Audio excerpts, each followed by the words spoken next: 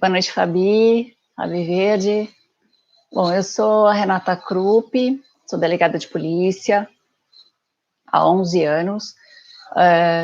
Tenho 8 só à frente da Delegacia da Mulher, desafios diários, mas muito gratificante por poder contribuir na vida de muitas mulheres, né, e receber esse convite para falar um pouquinho, né, sobre a Lei Maria da Penha, avanços e desafios.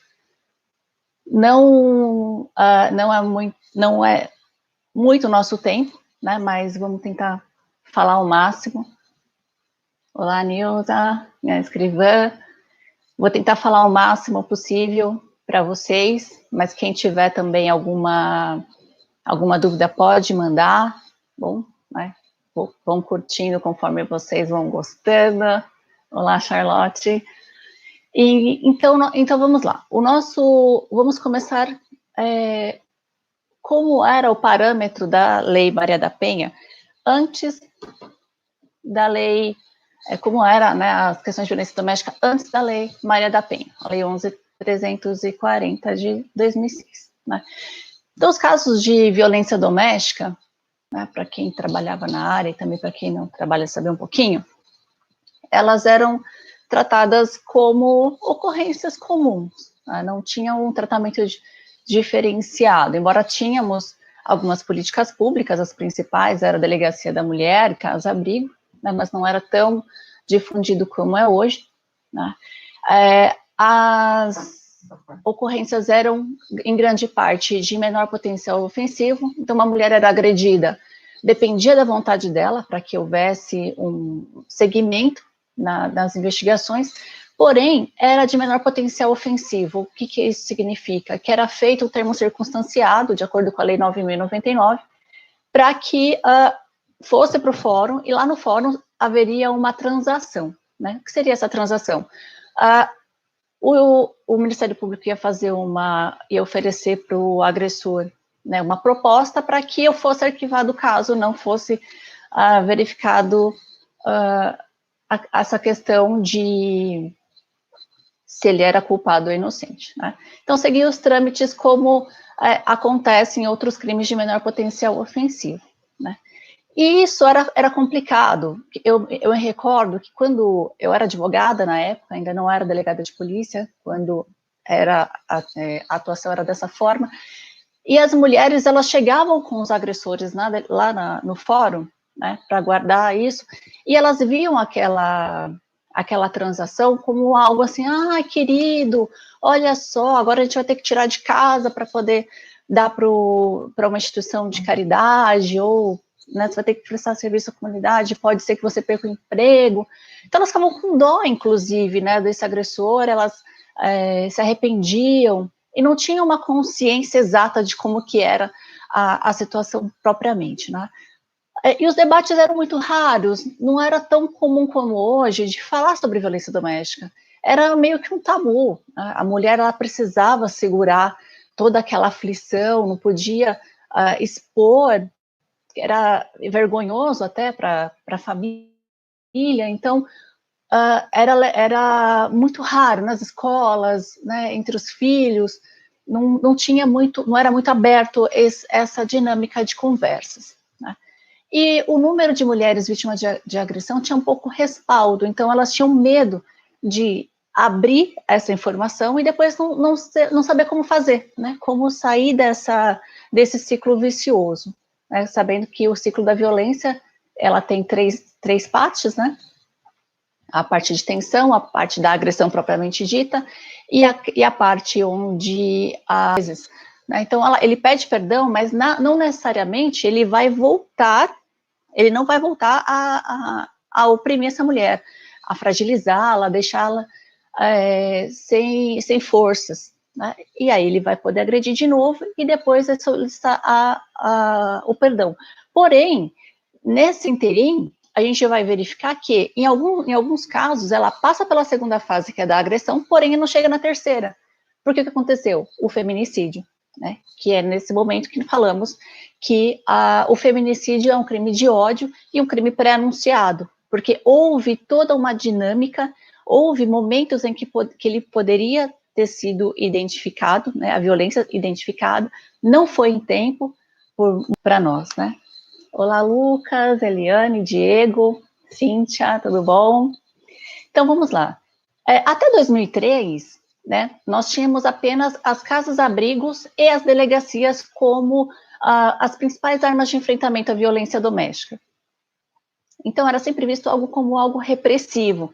Ainda não tinha essa questão de prevenção, de olhar a mulher com outros olhos e não como um objeto, né? Tinham essas questões. Aí houve a criação da Secretaria de Política para as Mulheres, né, ligada à Presidência da República, que que iniciou as ações de prevenção, ampliando as ações, as discussões, todos os debates envolvendo violência doméstica e familiar, né, e aí abrindo um pouco mais o leque das questões, né. Vamos lá. A secretaria, ela tinha status de ministério, né, como não sei se todo mundo sabe disso, ela tinha, né, seus recursos próprios, ela tinha um pouco mais de autonomia, mas, porém, durou até 2015, né, que foi até a época com a ministra Eleonora, que estava à frente dos trabalhos até essa época, né. Em 2015 foi criado o Ministério das Mulheres, Igualdade Racial e Direitos Humanos, unindo as 3 secretarias, né, para poder dar seguimento, e em 2016 houve a extinção deste ministério, atribuindo as funções ao Ministério da Justiça, que houve a mudança para Ministério da Justiça e Cidadania. Então, vejam, ela tinha mais autonomia, eram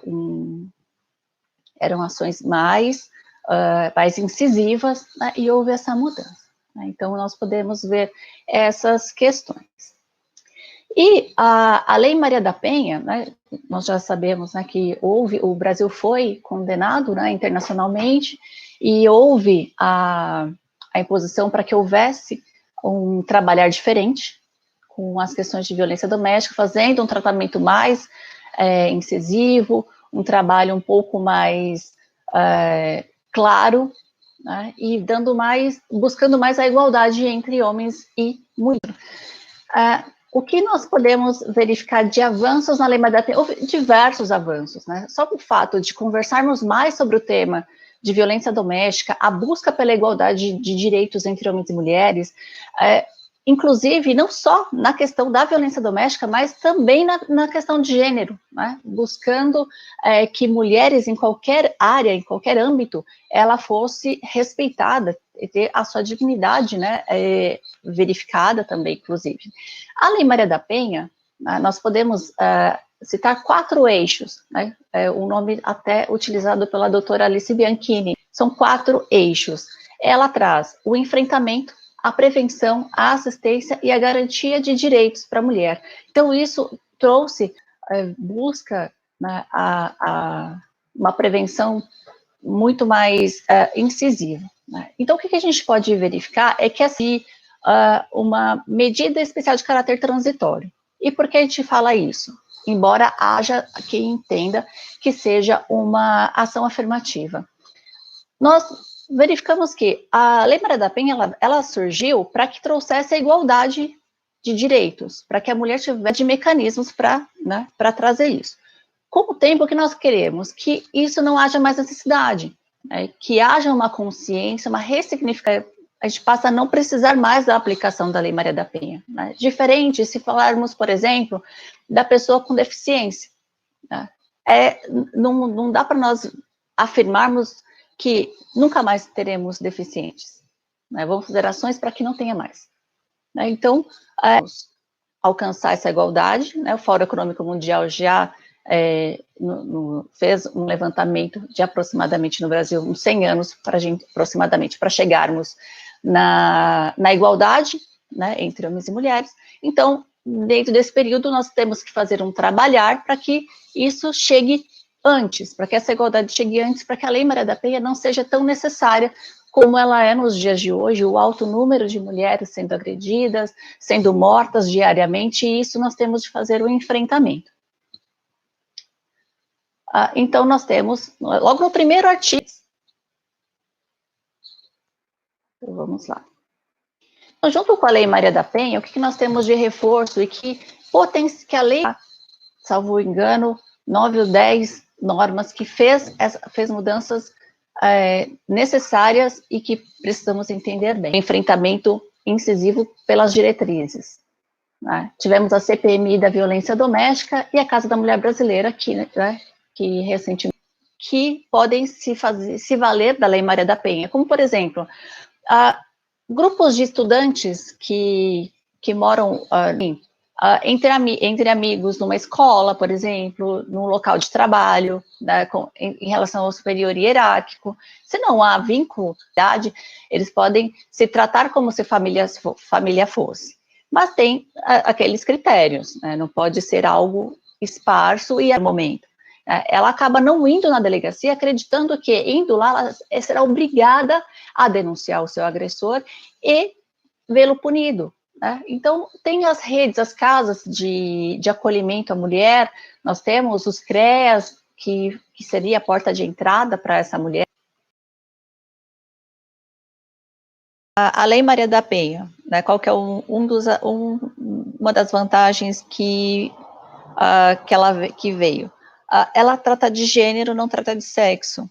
Então, algumas pessoas dizem, não, só mulher.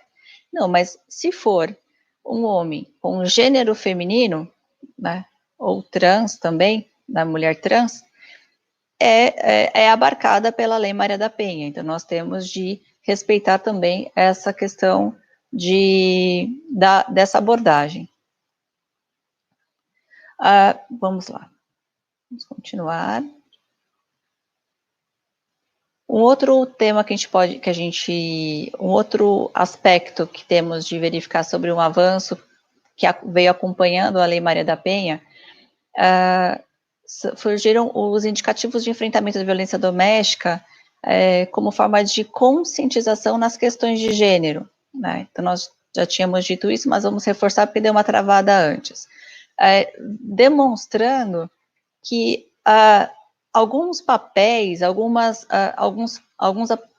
pontuações que colocávamos, que mulher, é coisa de mulher, frases que diminuía o papel da mulher, e isso começou a ser revisto, né? Propagandas também, colocando a mulher como um objeto, como um acessório no seio familiar, isso, ou também no trabalho, isso foi reduzido, né? E buscamos que isso não aconteça mais, como uma forma de prestigiar o trabalho dessa mulher, a sua dignidade, todos os seus direitos. A gente pode ver que nas convenções de enfrentamento à violência doméstica, à violência contra a mulher, a gente percebe que trata também, inclusive a Lei Maria da Penha, que a mulher tem dignidade, que a mulher tem direito à vida, tem direito à moradia, tem direito a se relacionar com quem ela bem entender.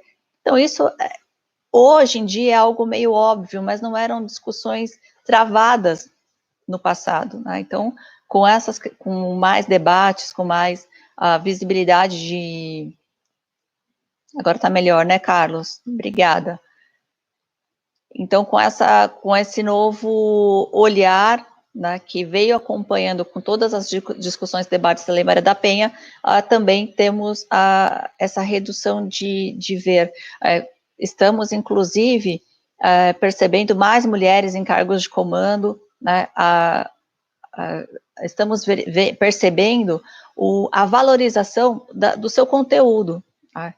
Antes era mais, quando falava de uma mulher, era mais visto da seguinte forma: ela é bonita, se veste bem, e hoje não, a questão intelectual dessa mulher, ela é vista, ela é analisada de uma forma melhor.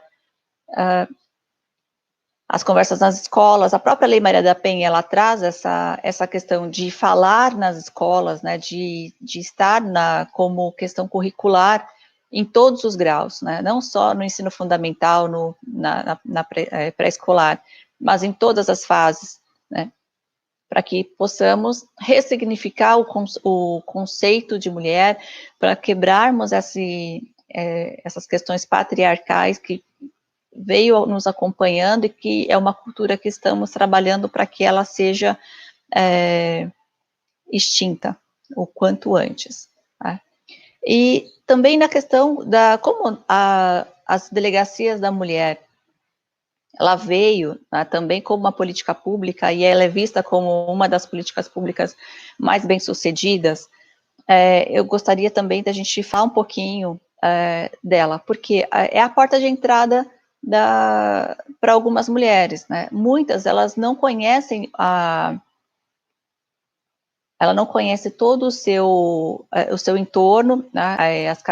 As casas de acolhimento à mulher em situação de violência, os CREAS, né, que é a porta de entrada para a articulação das redes. Então, por essa questão, elas muitas vezes procuram a delegacia, embora algumas cheguem com medo, porque elas não querem denunciar, mas querem tirar algumas dúvidas, isso não há problema nenhum. Nós estamos lá para dar esse suporte para essa mulher, né? Então, a Lei Maria da Penha, ela traz como uma das mudanças até que recentes, e é um avanço também, o atendimento preferencial a mulheres. Tá cortando? Vou me falando, se não der, a gente retoma. Então, o atendimento preferencial por mulheres. Então, embora algumas delegacias tenham homens policiais trabalhando, se busca o atendimento inicial por mulheres, por escrivãs, por investigadoras, para que a mulher, que ela já está numa situação frágil, ela não se fragilize ainda mais, porque a pessoa que ela ama, a pessoa que ela tem um carinho, um afeto diferenciado, não a trata de uma forma positiva, então ela não vê em outros, né, na figura masculina, como algo que possa trazer proteção para ela de alguma forma.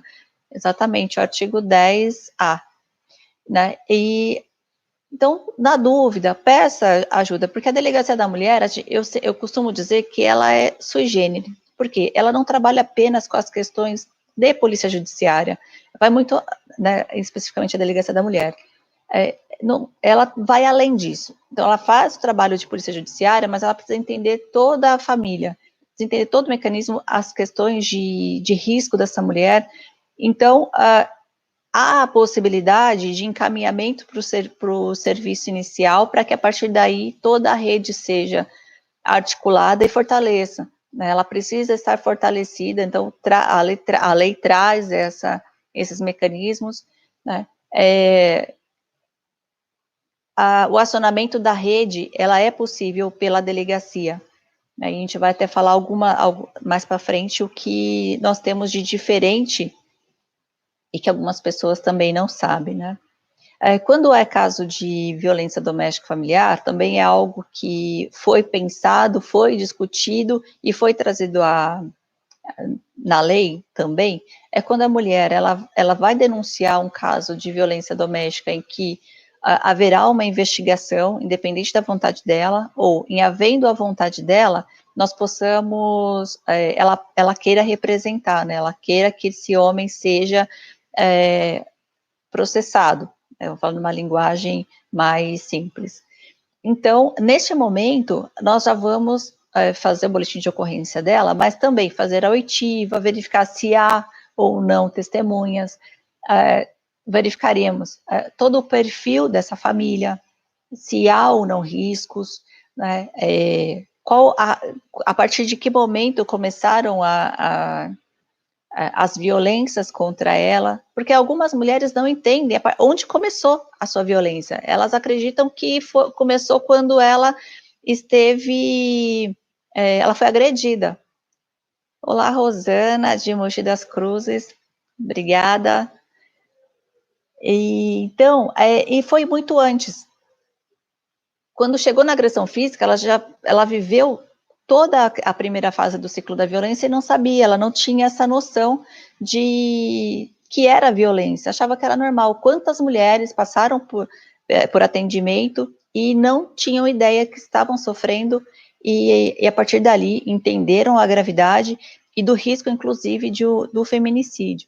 Né? Então, por isso, da importância de falarmos sobre o tema, de trazermos à tona sempre que possível os termos da Lei Maria da Penha, né, que ela não é punitiva, não é uma lei que veio para punir, ela veio para nos dar mecanismos e nos dar mudanças de comportamento, de atendimento, né, não só na delegacia, mas também pela Defensoria, pelo Ministério Público, pelo Judiciário, né. Então, vamos lá. Então, quando ela faz o boletim de ocorrência, ela quer representar ou é algum crime que imediatamente será instaurado o inquérito policial, será colhido todos os elementos possíveis para que ela não precise voltar na delegacia para ser ouvida novamente e falar tudo de novo. Então, aproveitamos aquele momento para que ela seja colhido tudo. Qual que é a grande dificuldade? É que quando ela vai para casa, ela esfria a cabeça, às vezes ela muda de ideia, ela começa a pensar que esse homem não merecia, que a culpa foi dela, então ela está emocionalmente fragilizada. O que precisamos é o momento que nós precisamos das redes, nós vamos acionar a rede para que essa mulher seja fortalecida, entender a necessidade dessa autonomia emocional, dessa autonomia, da sua autonomia financeira, né, do quanto ela pode seguir.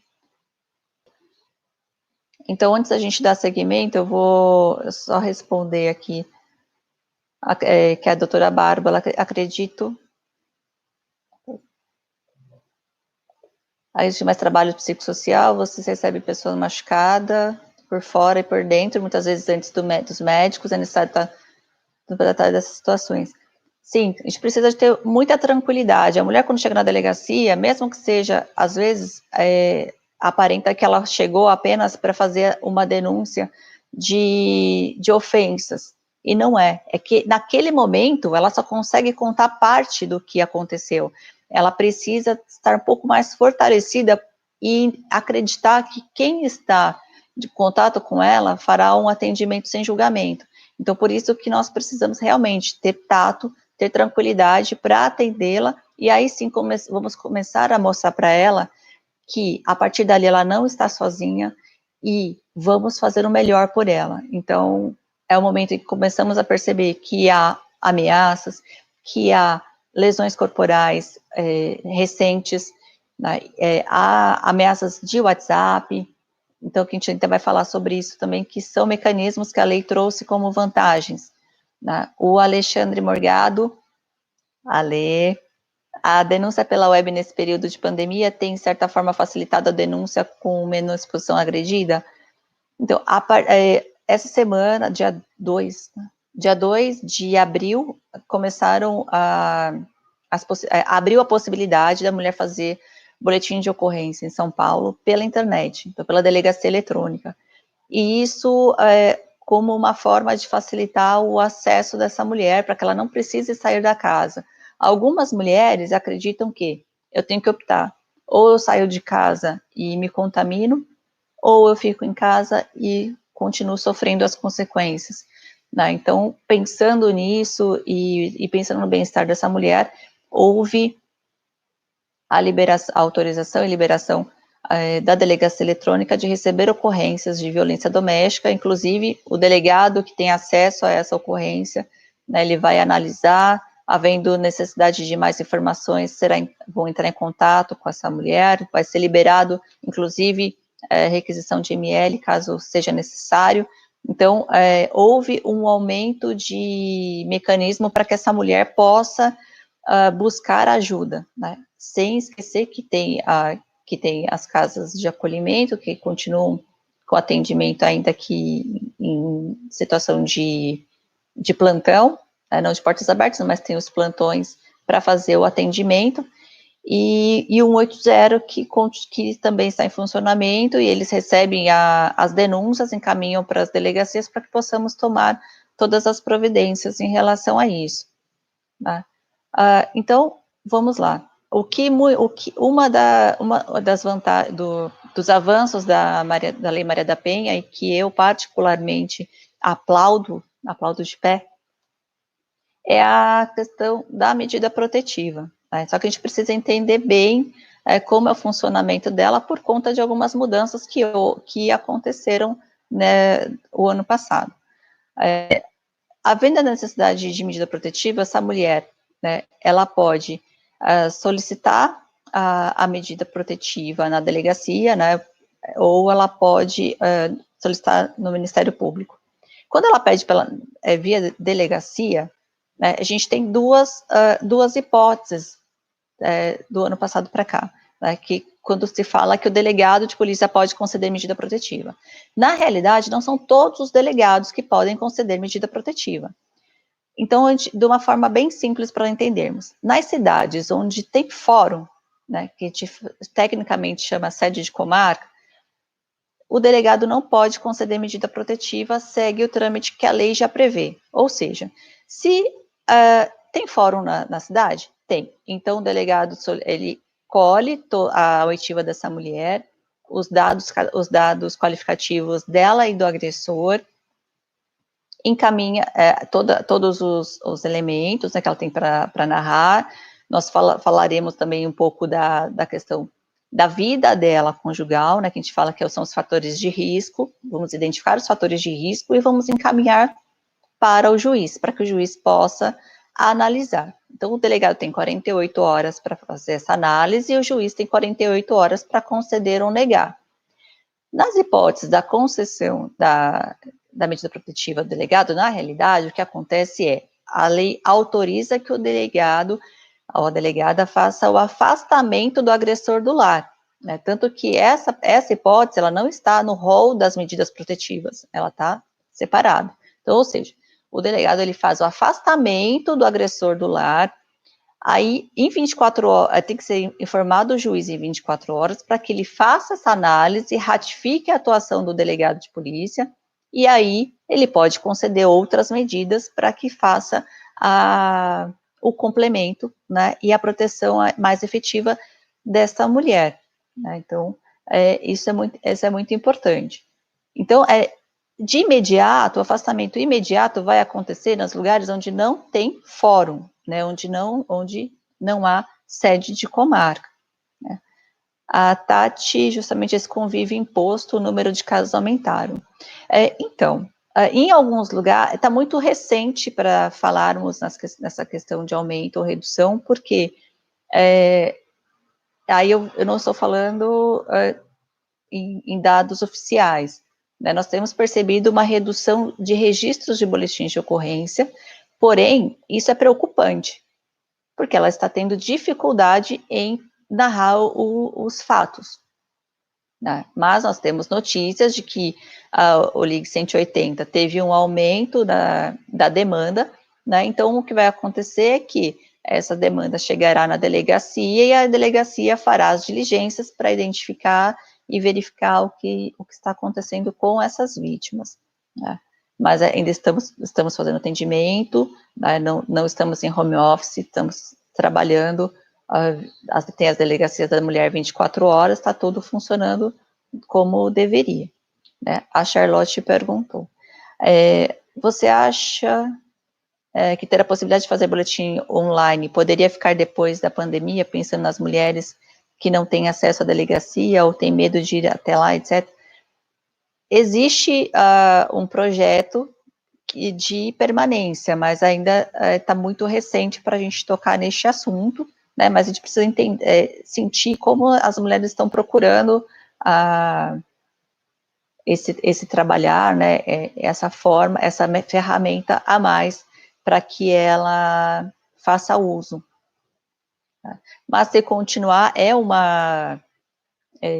não vejo como ruim isso, ao contrário, a mulher, muitas vezes, ela não consegue sair do lar, nem sempre por conta do agressor, às vezes porque ela não tem mesmo condições econômicas para se deslocar, né? Já me deparei com mulheres saindo do seu lar e andando mais de 1 hora para conseguir chegar para um atendimento e depois não ter como voltar, né? Aí nós solicitamos apoio da rede de proteção à mulher, que isso é possível, né? Fazer esse recâmbio da mulher e colocá-la num local seguro, ou mesmo voltar para o lar.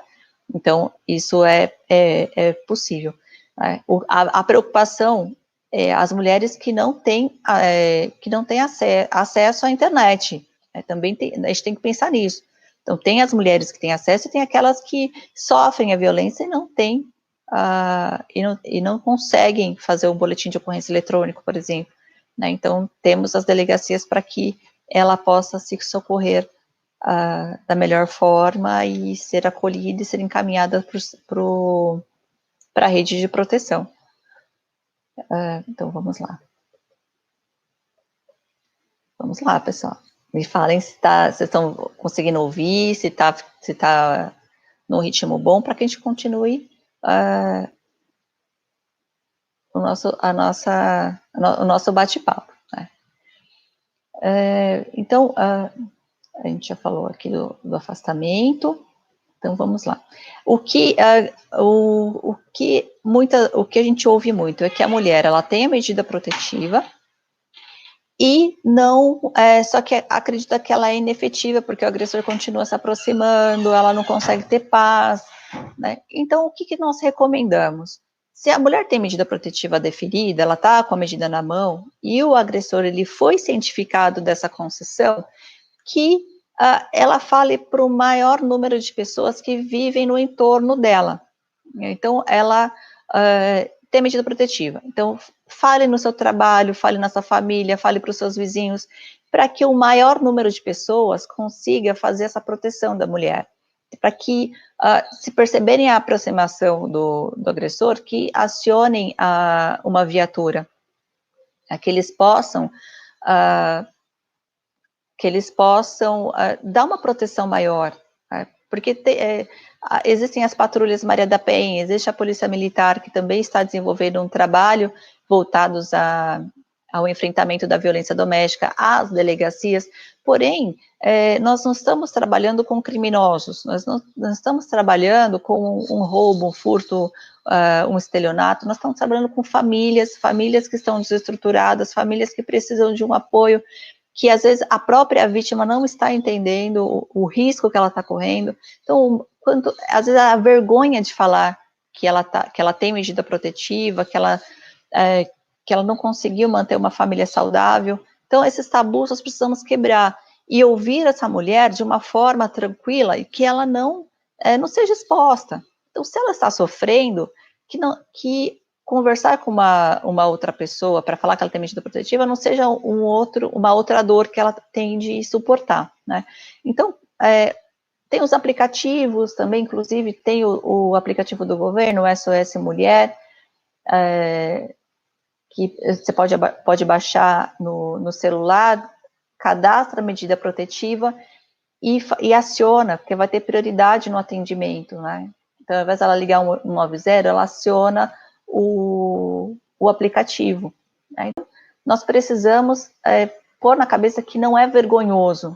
Né? Nós precisamos o máximo de pessoas que saibam disso para que possa auxiliar essa vítima e evitar que ela sofra uma nova agressão, um balanço emocional, que a saúde mental dela seja resguardada também, né? Isso a gente precisa verificar, porque há situações em que o agressor não encosta nessa mulher, ele não, em momento algum, ela foi agredida, nunca no relacionamento, mas ela sofre há 10, 20 anos violência doméstica, e isso, todo esse acúmulo de estresse, esse acúmulo de insegurança, ele vai desencadear alguns problemas de saúde, e com isso, vai entrar na segunda fase do ciclo da violência, independente do contato dele com ela, né? Embora sejam estudos recentes, mas é algo que já acontece e que esse homem pode, inclusive, responder por uma lesão corporal, né? E até grave, se for, dependendo da forma em que essa mulher desenvolveu toda uma enfermidade por conta dos atos do agressor. Né? A questão também das mulheres que elas não conseguem ir na delegacia e não conseguem entrar em contato com alguém que possa dar um auxílio. O que ela pode fazer? Isso é muito comum da gente se deparar. Fotografa as lesões. Hoje nós temos a delegacia eletrônica para fazer o boletim de ocorrência, mas supondo que ela não consegue sair de casa para ir numa delegacia, então também não consegue fazer boletim de ocorrência eletrônico. Para não perder os vestígios, fotografe ou faça um filminho de todas as lesões, do que está sentindo, da casa que foi danificada, né? Tudo isso, passe um atendimento médico, não agora, na pandemia, por favor, né? Então, fotografe, façam os filminhos, né? Mas quando estiver numa situação mais tranquila, passem atendimento médico também, que são todos elementos que são que servem de base para que possamos fazer uma investigação e chegar a elementos que, quando chegar na fase da ação penal, ele seja condenado, certo?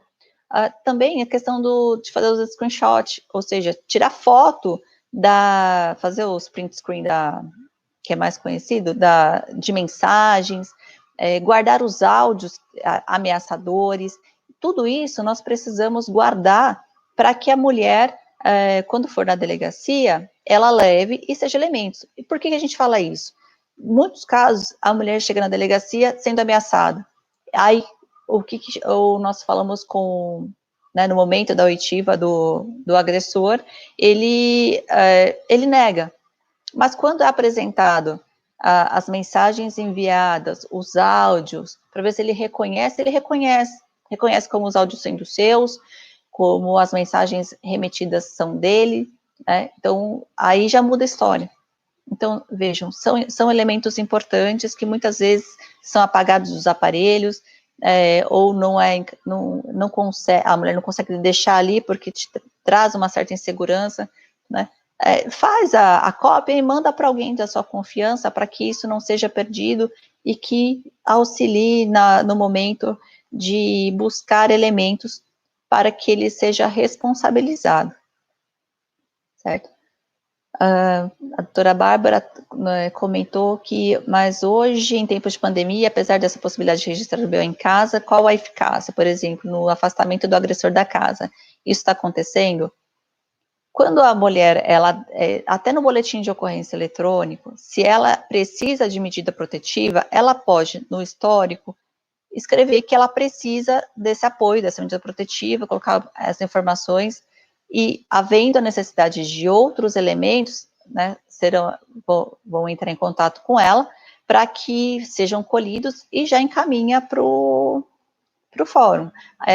Quando o agressor ele é cientificado da necessidade de afastamento, né, naquele momento já pode, a partir daquela ciência, ele já corre o risco, inclusive, de descumprimento de medida protetiva caso ele não se afaste, né? Então, nós precisamos nos atentar a esses detalhes, né? Já houve situações em que o oficial de justiça cientificou o agressor e em menos de 2 minutos o agressor já estava descumprindo a medida protetiva, foi informada a delegacia, né? A equipe foi de encontro à situação, e esse agressor, ele respondeu pelo crime de descumprimento e foi preso pela prisão preventiva para que houvesse o cumprimento, né? Diante do histórico dessa mulher,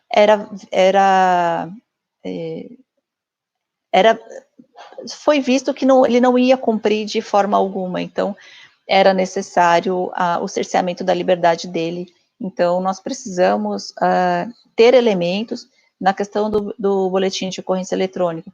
Pode sim colocar que está se sentindo em risco, que existe a possibilidade de algo mais grave acontecer, então pode colocar e vai ser feito os encaminhamentos, sem problema algum, certo? Na questão da casa-abrigo, muitas mulheres, elas vão, né, há uma diretriz em que é a necessidade do boletim de ocorrência, né, a delegacia aciona o serviço que faz o abrigamento dessa mulher, que né, em alguns momentos ela pode, a própria delegacia aciona, então em alguns lugares as casas de acolhimento à mulher em situação de violência doméstica, em outros lugares são os CREAS, né? Eles vão vão buscar essa mulher, porque são casas sigilosas, né? Então, foi com a Lei Maria da Penha também, com a previsão, né, da necessidade das casas-abrigos também foi potencializado isso, houve uma discussão mais aberta também, né? E aí eles buscam essa mulher e encaminham ela para o abrigamento. Ela já vai com boletim de ocorrência, se tem filho menor de 18 anos, acompanha essa mulher, né? Mas dentro do abrigo é local onde não pode entrar celular, não vai receber visitas, é um lugar mais fechado, um lugar um pouco mais difícil dela manter contato com pessoas externas, ainda mais por conta que o seu agressor souber daquele local, vai existir um risco para todos que ali estão, não só para as técnicas, mas também para as outras mulheres que estão abrigadas. Então, nada ali é feito abertamente, né? Um detalhe que eu costumo enfatizar: quando a mulher ela está em situação de risco, antes de oferecer a casa-abrigo, o ideal é verificar se há algum lugar seguro com familiares ou pessoas da confiança dessa mulher. Né? Perguntar mesmo, porque ela vai estar com pessoas que podem fazer um acolhimento diferente, que ela pode conversar, que ela pode ter um diferente, embora dentro da casa tenha alguns trabalhos, né, tenha psicólogo, não é a mesma coisa que se ela tiver com pessoas que ela confia, pessoas que ela tenha um vínculo. Tá? Então, mas como que vai fazer para recambiar essa mulher? Porque não necessariamente esses familiares devem estar na mesma cidade. Eles podem estar numa outra cidade, pode estar num outro estado e pode estar em outro país. Tá? Na questão de outra cidade ou outro estado, é possível solicitar apoio do município, né, para que faça esse recâmbio, né, de falar com o serviço de acolhimento à mulher, que grande parte deles é vinculado com os centros de referência, e eles vão disponibilizar um veículo para que haja esse trabalho, né.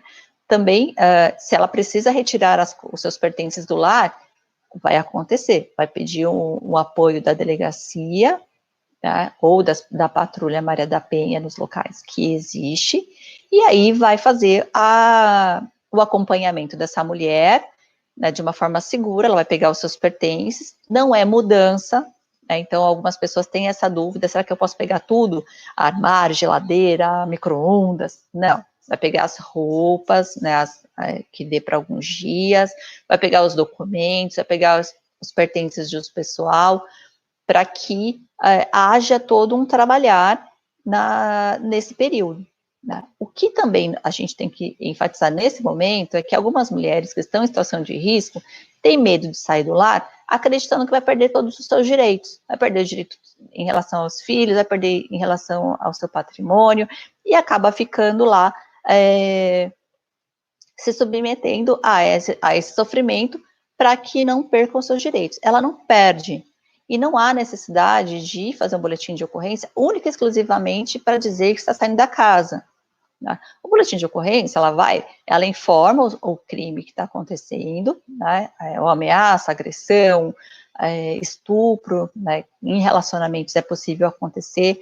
Então, com isso, ela sai do lar, né? Então vai constar no boletim de ocorrência, né? Onde ela vai poder ser encontrada, inclusive, né? No documento apartado para que o agressor não saiba o local onde ela está, e aí ela sai. Mas então, assim, já fez boletim de ocorrência, não optou em sair no primeiro momento, mas ela sentiu a necessidade de sair da casa. Então, ela pode sair sem problema algum, não vai perder os direitos, tudo vai ser preservado, né? Porém, se ela precisar voltar no lar para pegar os seus pertences, recomenda-se que ela vá com uma pessoa que o agressor respeite ou peça apoio policial para que ela não sofra nenhuma consequência por conta disso. Tá? Então, a gente precisa deixar isso muito claro. Bom, o tempo só voltando aqui na pergunta, para a gente não perder, a Caroline Figueiredo pergunta qual o tempo para análise do boletim de ocorrência eletrônico. 24 horas. Tá? Então, no prazo de 24 horas é feita a análise, né, depois da análise, que é feita, né, por um delegado e sua equipe, ele é finalizado e a vítima recebe a cópia. Então, essa plataforma é para que a vítima faça o boletim de ocorrência e exponha todas as suas necessidades ali naquele momento, todas as suas dores, que ela pode, né, aquilo que ela está sofrendo. E aí, o delegado faz a análise e ela recebe uma cópia no seu e-mail, certo? Então é isso. Então, nós precisamos acionar os serviços do município para que ela possa ser recambiada, né? Então, não vamos deixar essa mulher ir para uma casa-abrigo sabendo que ela pode estar num local seguro e com pessoas que fazem o acolhimento. Nós não podemos revitimizar essa mulher por conta disso, certo? Então, dentro do... são muitos os elementos positivos que nós temos com a vinda da Lei Maria da Penha, com todas as discussões, né, com os documentos que vimos antes, né, as questões das políticas públicas. Nós temos muito ainda a melhorar.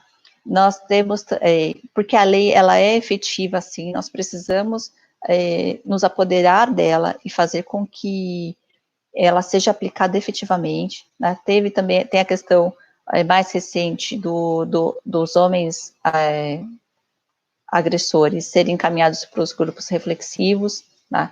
Nós já temos a questão da reeducação, nós temos alguns grupos reflexivos que trabalham com o homem como uma forma de condenação, então ele, na vara de execuções penais, encaminha ele para esses grupos reflexivos, mas algo que eu sempre pontuo nós precisamos trabalhar esses homens também antes. Dentro das políticas públicas desenvolvidas, nós precisamos ter mecanismos de fazer com que esses homens ressignifiquem todo a sua conduta, toda essa cultura que eles têm desde a sua infância, antes. Tá? Nós temos mais de 1 milhão de processos de violência doméstica em andamento. Nem sempre, nós temos por em mente que nem sempre uma ocorrência, ela vai ter uma sentença penal condenatória. Um boletim de ocorrência e que se tornou inquérito, não necessariamente terá todos os elementos que demonstre efetivamente que ele foi o autor. Há situações em que fica a vontade de fica só a palavra de um e do outro. Há situações que, havendo o inquérito policial, não necessariamente vai ter denúncia, entendo a denúncia, não necessariamente vai ter uma sentença penal condenatória. Então, nós esperarmos todo esse fluxo para que esse homem seja encaminhado para um trabalho reflexivo, é fazer com que essa mulher seja revitimizada várias e várias vezes. Então, dentro dos eixos da Lei Maria da Penha, quando falamos de prevenção terciária, né, onde trabalhamos o homem para que ele não faça mais, não cometa mais essas infrações, nós temos de colocar as políticas públicas também para homem preventivo. Né? Nós damos mecanismos para essa mulher se fortalecer, né, para que ela consiga lutar pelos seus direitos, e nós precisamos ter políticas públicas e trabalhos onde esse homem seja encaminhado para que ele também entenda o que ele está fazendo. Porque muitas vezes eles reproduzem aquilo que ele viveu na infância e adolescência. Quantos e quantos homens nós já tivemos contato, e ele diz que a forma de demonstrar o sentimento é daquela forma, porque ela não aceitou do jeito dele, bruto, então ela precisa ser repreendida. Mas aí ele não sabe como fazer diferente. E nós precisamos fazer esse trabalhar antes. Né? Então, até a Charlotte está perguntando, né, teria alguns nomes de grupos reflexivos para indicar. Depende da região. Por exemplo, há algumas delegacias da mulher que, junto com a rede, com a rede de proteção do local, há o programa Homem Sim Consciente também. Né? Em outros lugares tem o E Agora José, por exemplo, que é no ABC. Tem alguns, são poucos os trabalhos com homens, né? Então, essa é também uma preocupação, de ter essa questão, essa previsão de encaminhar o homem como medida protetiva, mas entendo a previsão, quem vai fazer esse trabalho com eles?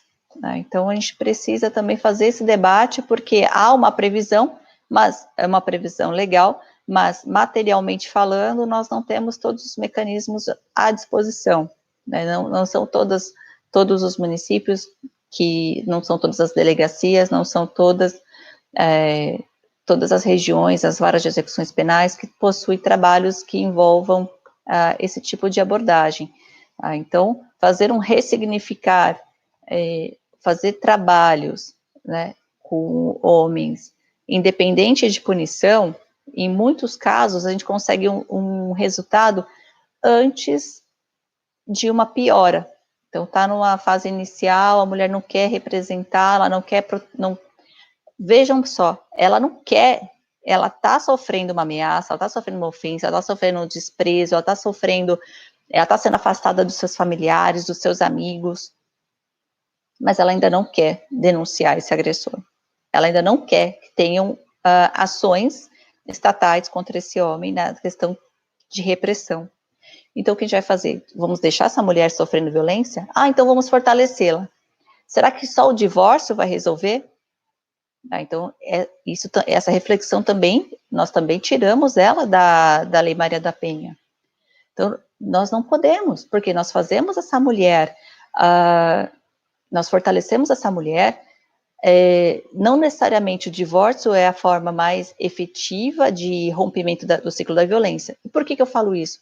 Porque esse homem vai se relacionar de novo, ele vai ter uma outra mulher e vai reproduzir todas as condutas. E a outra mulher vai ser vítima da violência. E não necessariamente vai chegar rápida essa informação para as autoridades. Por quê? Porque uma mulher demora, em média, de 3 a 5 anos para fazer a primeira denúncia de uma violência. E poucas mulheres entendem a gravidade. Né? Então, e elas não querem denunciar também por medo, por vergonha, né? Tudo isso que a gente já falou. Então, o que nós precisamos fazer é fazer com que tenham trabalhos que independe de boletim de ocorrência, que o que baste é a identificação que esse homem precisa ressignificar a vida, ressignificar os seus conceitos, e aí sim, nós encaminhamos ele para um trabalho, ele vai ser acompanhado por psicólogo, assistente social, jurídicos. Olá, Richard. Então, ele precisa de vários os pontos principais, né? Então, entender o que é, quem é ele. Ele precisa entender o que é uma família real e uma família ideal. Ele precisa entender como administrar as suas finanças sem ter o estresse, e esse estresse descontar na sua parceira. Ele precisa entender como canalizar suas dores e suas angústias, entender o papel da sua companheira no lar, né, e na família, porque em alguns momentos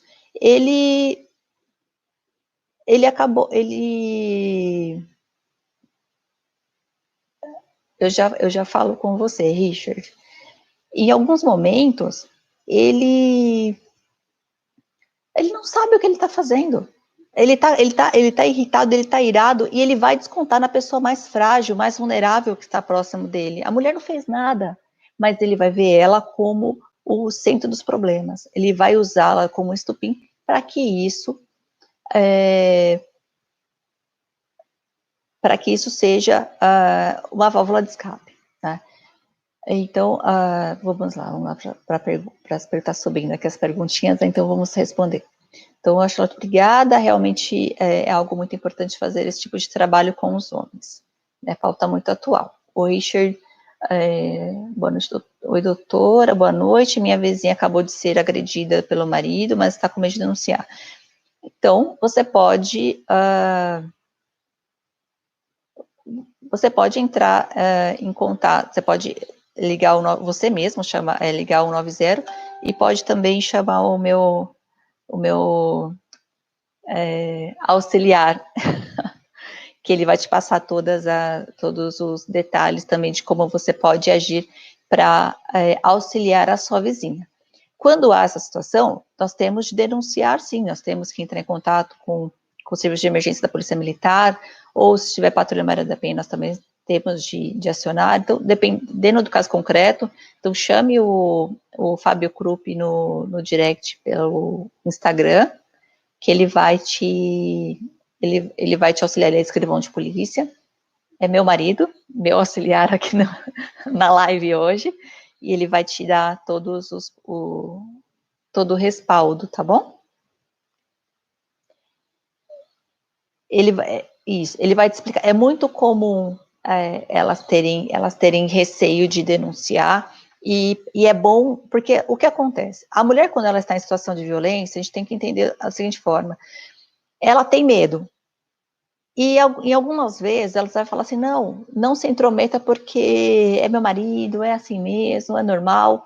Não é normal, né? Então a gente não vai falar assim, já que ela não quer, então deixa, ela gosta de apanhar. Ela não gosta de apanhar, ela não gosta de sofrer. Então nós precisamos insistir, denunciar que está acontecendo sim, ser a testemunha dessa mulher, fortalecer. Se for preciso, tira ela do local, leva para sua casa, mas não deixa sozinha, porque nessa hora que ela precisa, se deixou transparecer o que está acontecendo, é porque ela quer ajuda, ela já não aguenta mais. Só que quando chega a ajuda, e ela fala que não quer, a gente tem que fazer uma releitura.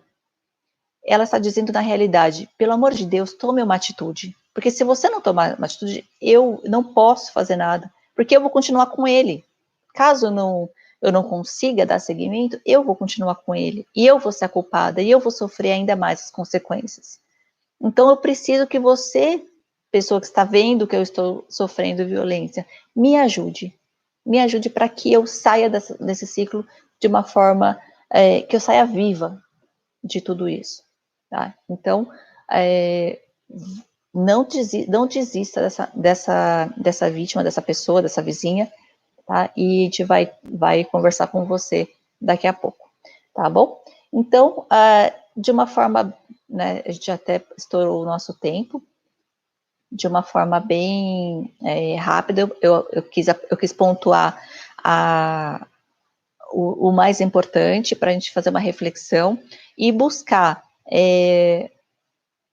pensar, né, em tudo que nós conversamos e continuar os debates com os amigos, com a família. A doutora Bárbara está dizendo, doutora, uma cliente procurou minha sócia, mandou um áudio aterrorizante e ela dizia, vou te passar meu telefone, caso eu ligue da madrugada e fique em silêncio, chame a polícia. É desesperador, realmente é desesperador, e antes que essa mulher ligue e fique em silêncio, o ideal é já tirar ela, porque ela já demonstrou que ela está numa situação de risco, e pode ser que não dê tempo dela ligar e ficar muda. Então o ideal seria retirá-la de lá, levar ela para um local mais seguro. Certo, pessoal? Então, ficamos por aqui. Tá? Caso alguém tenha mais alguma dúvida ou queira conversar sobre algum assunto, o meu Instagram é @RenataKrupp. Estou à disposição de todos. Quero agradecer o Fala Maria, né, a Mulheres do Brasil, pelo convite. Desculpe toda essa questão de sinal que ficou caindo e voltando, mas no final deu certo, conseguimos terminar, né, honrar o nosso compromisso, e me coloco à disposição de todos vocês, tá bom? Um grande abraço a todos, muito obrigado por estarem conosco nessa noite, e um beijo grande para todos. Muito obrigada, até mais. Tchau, tchau.